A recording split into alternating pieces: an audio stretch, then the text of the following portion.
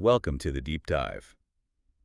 When you think of London, maybe you picture, those quaint streets, maybe a red bus, and almost certainly fog, that iconic mist, London, the land of fog. It's such a pervasive image, isn't it? Almost romanticized. Exactly. But what if that fog, that thing so normal is almost part of the city's brand, became the backdrop for, well, one of the most horrific human-made disasters? Something often blamed on Mother Nature, but really rooted in human choices. Human oversight, absolutely. So today we're doing a deep dive into the Great Smog of London, December 1952. Our mission is to really unpack it. How did the weather trap this deadly pollution? What exactly were people breathing? And the consequences, both immediate and long-term, plus the policy shifts, the cultural impact, it's quite a story. It really is. And we'll look at how warnings were missed and what we can maybe still learn today. We've got a great set of sources: YouTube transcripts, UK Met Office data, National Archive reports, the Smithsonian, UK Public Health info, even research from Texas A&M and Cambridge. Ready to jump in? Absolutely. It's fascinating how, by the early 50s, fog was just normal for Londoners, part of the winter landscape. Right. Just another foggy day. But beneath that normality, the city was, well, primed for something like this. It was this rapidly industrializing hub. Which sounds great for progress, but not so great for air quality, I imagine. Not at all. You had thousands of homes burning cheap, dirty coal for heat, plus countless factories, workshops, all pumping out emissions day and night. So the air was already pretty bad, even before the specific event. Oh, yeah. It was often thick, gray, full of fine dust, and frankly, toxic fumes, a constant haze. Okay, so that's the baseline. What made December 1952 so different, so deadly? It came down to the weather. Usually warm air near the ground rises, right? It takes pollution up and away, disperses it, basic atmospheric circulation. Right, yeah. But in early December 52, something different happened. A cold, high-pressure system parked itself right over London. And instead of air rising, it pushed the air down. Pushed it down. Yeah. It created what meteorologists call a thermal inversion. Basically, you get a layer of cold, dense air trapped right near the ground, with warmer air sitting on top of it like a blanket. Okay, so the cold air couldn't rise through the warm air above it. Exactly. It acted like a giant invisible lid over the city. London basically became a sealed box. A box filling up with all that coal smoke and factory fumes. Precisely. All that fine dust, the smoke, the chemicals, they had nowhere to go. They just concentrated day after day. And this wasn't just normal fog then. What did it look like? Feel like? Well, that's where it gets really strange. The trapped pollutants started reacting with each other chemically. The fog became incredibly dense and it changed color. People started calling it a pea super. A pea super. Because it was green. Yellowish green, apparently. And it had this pungent, sharp smell. Sulfur. You could smell the sulfur in the air. Wow. Yellow-green, smelly fog. That must have set off alarm bells, surely. You'd think so. But what's really chilling, and maybe says something about, human nature, is that initially, people just carried on. Carried on through yellow smog. Yeah. They went to work, ran errands. It seems they just accepted it as, oh, it's just a really bad winter fog. There was this complacency. That's hard to wrap your head around, normalizing something so obviously wrong. It is.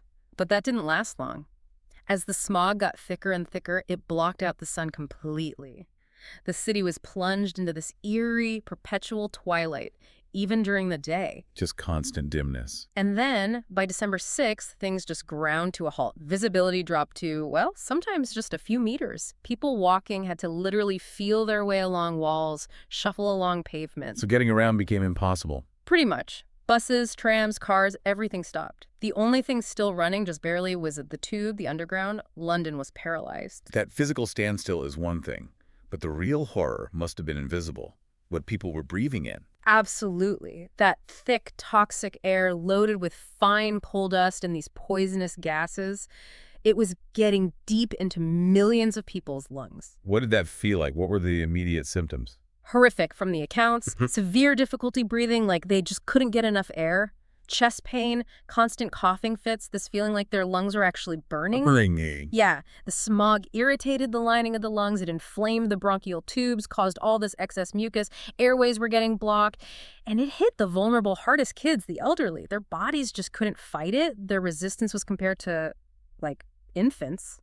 Really low. So what was in that air? You mentioned toxic gases. The Met Office data must have broken it down. It did. They called it a highly dangerous mixture. It wasn't just one thing. It was a cocktail. Okay, so what are we talking about? Well, you had carbon dioxide, CO2, High levels hinder oxygen exchange, so that adds to the suffocation feeling, the exhaustion. Right. Then hydrochloric acid, nasty corrosive stuff, damaging the inside of your nose, your throat, your lungs just by breathing it in. Ugh. Fluorine compounds, too.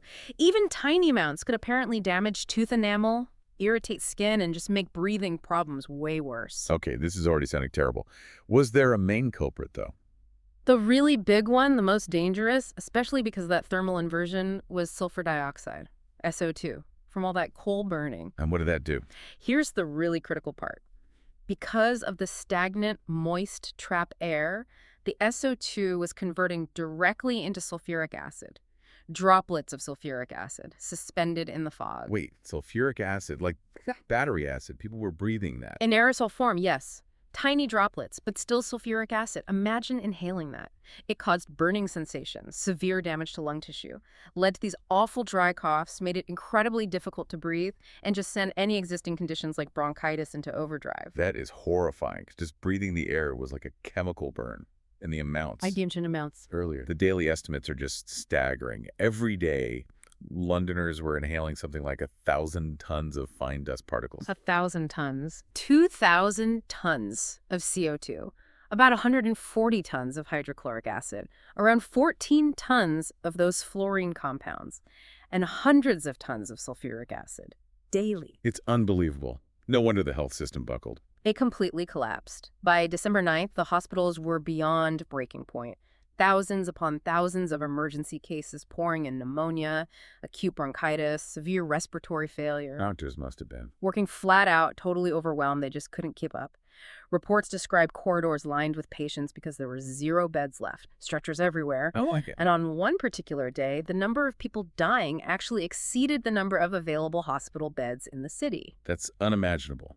The sense of despair must have been immense. Trapped in your city, breathing poison, nowhere to go for help. A real sense of anxiety, of hopelessness spread through London. People felt like they were facing this unavoidable, silent killer. But then something changed. Also on December 9th. Yes, thankfully. On that same day, December 9th, a wind finally picked up. A west wind swept through London. Breaking the inversion. Exactly. It started to disperse that thick, deadly smog. Light began to return to the city. For the people who'd endured those days, that wind felt like an absolute savior, a literal breath of fresh air. A huge relief, I'm sure. But the damage was done. What was the final toll? Immense. Initial figures from health authorities suggested around 4,000 deaths directly linked to the smog in those few days. Good, 1,000. But later analysis, looking at mortality rates over the following weeks and months, drawing on sources like the Smithsonian and the National Archive, put the total excess deaths closer to 12,000. 12,000 people. That's staggering. And what about those who survived but got sick? The UK Public Health Bureau estimated over 150,000 people were hospitalized with respiratory problems during the event itself. And did the problems end when the smog cleared? Or were there longer-term effects? Oh, absolutely long-term effects. Research later on, like studies highlighted by Jason Darley and work from Texas A&M in 2016, showed how that acid exposure severely damaged lung tissue. Leading to chronic issues. Exactly. Significant increases in chronic diseases like asthma, chronic bronchitis. The National Academy of Sciences Journal, PNS, and researchers like Dr. Kristen Corton at Cambridge confirm this lasting impact. More bronchitis, more COPD, especially in vulnerable groups like kids and the elderly, for years afterward. It cast a very long shadow on public health. It really makes you wonder, could it have been stopped? Or at least lessened? Were there warnings? And this is perhaps the most sobering part. The sources suggest it largely could have been mitigated. There was a scientist, Dr. E.T. Wilkins, head of air pollution research at the time. Okay. He had actually published data before December 1952, specifically linking high concentrations of sulfur dioxide in smoke, the very things in the smog, to increase death rates. So the link was known. He knew this was dangerous. The data was there. He and other doctors apparently directly warned the UK Ministry of Health about the dangers. What happened? The warnings were largely ignored. Officials seemed to dismiss the weird yellow-green smog as just, another bad London fog. A nuisance, maybe, but not a deadly emergency. Just normal London winter. Wow. That failure to recognize the severity, despite the warnings, led to a fatally slow response. The healthcare system was completely unprepared for the onslaught. A failure of imagination, almost. Or maybe willful blindness. Hard to say. But the impact wasn't just local, was it? You mentioned it had global repercussions. It absolutely did. The news from London sent shockwaves through other major industrial cities, New York, Tokyo, places like that. They suddenly realized this could happen here. Fear kicked in. Big time. It prompted many cities to start looking much harder at their own emissions and implementing stricter controls. National Geographic called it a global wake-up call. A wake-up call about air pollution and public health. Definitely. And back in the UK, the pressure on the government became immense, undeniable. It really forced their hand. This disaster marked a real turning point in public awareness and environmental policy. So specific laws came out of this. Yes, landmark legislation. The Clean Air Act of 1956 was a direct result, and then it was strengthened by the Clean Air Act of 1968. What did they do? Crucially, they banned the emission of black smoke from factories and, importantly, from homes in designated smoke control areas. They mandated the use of smokeless fuels, things like coke, anthracite, gas, electricity in cities and industrial zones. So tackling the coal burning, did it work immediately? It wasn't instantaneous. There were still smog incidents for several years. A bad one in 1962 killed about 750 people, so still serious. Right. But nothing ever again reached the sheer scale and toxicity of the 1952 event. Gradually, those thick, black, peace superfogs became a thing of the past thanks to those regulations, and also the later widespread shift to central heating. It's amazing how a disaster can force such fundamental change. Did it seep into the culture as well? Did people write about it, make films? Oh, definitely. The Great Smog left a deep cultural mark. It inspired novels. C.J. Sansom's The Chiswick Smog is one example. And films, too, like the sci-fi movie The Day the Earth Caught Fire from 1961, which definitely plays on those anxieties. So these weren't just stories. They were reflecting a real societal fear. Absolutely. A fear about industrialization, its environmental cost, its human cost.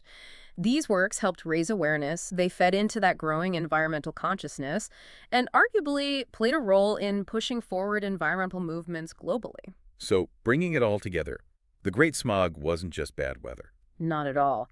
It was this catastrophic meeting point of specific environmental conditions, yes, but also decades of unchecked industrial pollution and critically human oversight, a failure to heed the warnings. A really stark reminder of the price we can pay for industrial progress if we ignore the environmental and health consequences, and the vital importance of listening to scientific warnings. I couldn't agree more. London learned its lesson eventually from that very visible smog. The air quality improved dramatically. But the sources kind of leave us with this final provocative thought. While London tackled the visible enemy, are there other, maybe more invisible, dangers infiltrating our lives today? Things we're getting used to, normalizing, just like Londoners normalize the fog. That's a chilling thought. What are today's peace supers that we can't see or smell quite so easily? Exactly. What warnings might we be dismissing now because the threat doesn't seem immediate or obvious, just like London did back in 1952? Something to definitely think about.